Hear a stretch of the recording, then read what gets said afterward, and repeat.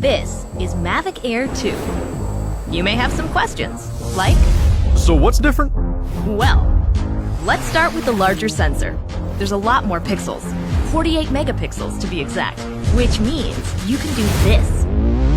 And then shoot a hyperlapse in 8K. With Smart Photo, every shot is a masterpiece. Yeah, but photos aren't really my thing.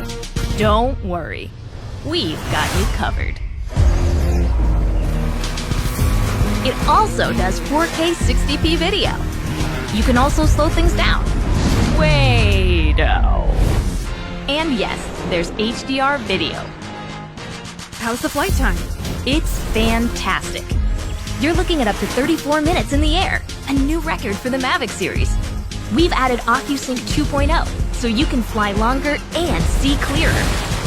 What if I'm not a great pilot? That's where Focus Track comes in, so you can fly like a pro. Or just press a button. Here's the best part: automatic obstacle avoidance. Okay, but what do I do with all these shots?